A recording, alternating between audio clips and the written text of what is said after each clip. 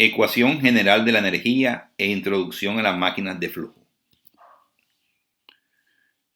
Para el sistema mostrado fluye aceite con densidad relativa de 0.85 a razón de 0.03 metros cúbicos por segundo. El diámetro interior de la tubería antes y después del motor del fluido es 40 milímetros. Nos preguntan primero calcular la potencia que el motor recibe del fluido. Y B, si la eficiencia del motor es de 65%, nos piden calcular la potencia que transmite el motor. La densidad relativa del mercurio es 13.57. Para resolver el problema, inicialmente vamos a aplicar la ecuación de la energía entre dos puntos, un punto A y un punto B que están exactamente encima del manómetro. Para ello, vamos a llamar a este punto A y a este punto después del motor punto B. De tal manera que la carga total en A menos la carga del motor va a ser igual a la carga total en B. Podemos ver que Z de A y Z de B son iguales, por lo tanto lo podemos cancelar. Al igual que las velocidades. Velocidad de A es igual a la velocidad de B. De aquí tenemos que la carga del motor, si lo despejamos, va a ser igual a la presión de A menos la presión de B sobre el peso específico del aceite. Ahora, el peso específico del aceite será igual al peso específico del agua por la densidad relativa del aceite. O lo que es igual, la densidad del agua por la densidad relativa del aceite por la gravedad. El denominador lo podemos calcular. Para el numerador vamos a analizar el manómetro. Para ello, vamos a llamar a esta distancia desde el nivel superior del mercurio hasta el punto B, vamos a llamarle Y. De tal manera que la presión de B menos la presión de A va a ser igual a la densidad del aceite por la gravedad por esta altura. Esta altura sería Y más 0.1 metros para trabajar todas las unidades de longitud en metros. Esta presión a esta altura es igual a esta presión. Sería entonces menos la densidad del mercurio por la gravedad por 0.1 metro. Menos la densidad del aceite por gravedad por Y. Vemos que este término, densidad del aceite por gravedad por Y, está positivo y acá está negativo, por lo tanto lo podemos cancelar. Del lado derecho nos quedarían dos términos.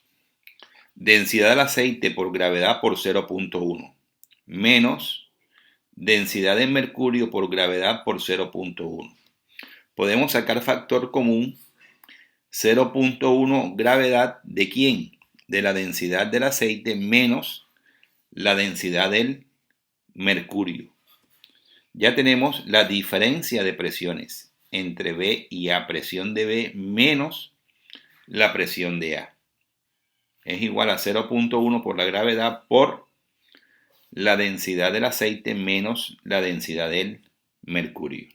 La densidad del aceite sería la densidad del agua por la densidad relativa del aceite. Y la densidad del mercurio sería la densidad del agua por la densidad relativa del mercurio. Por lo tanto, podemos sacar factor común la densidad del agua. ¿De quién? De la densidad relativa del aceite menos la densidad relativa del mercurio. Ya tenemos que la diferencia de presiones, presión de B menos la presión de A, es igual a 0.1 por gravedad por la densidad del agua, que multiplica a la diferencia entre la densidad relativa del aceite y la densidad relativa del mercurio. Esta expresión podemos reemplazarla en la ecuación anterior de la carga del motor y obtenemos que la carga va a ser igual a menos la presión de B menos presión de A, que es 0.1 por gravedad, por densidad, por la diferencia de las densidades relativas, sobre la densidad del agua por la densidad relativa del aceite por la gravedad. Observamos que la densidad del agua la podemos cancelar, lo mismo que la gravedad, quedando entonces que la carga del motor va a ser igual a menos 0.1, que multiplica la densidad relativa del aceite menos la densidad relativa del mercurio, todo sobre la densidad relativa del aceite.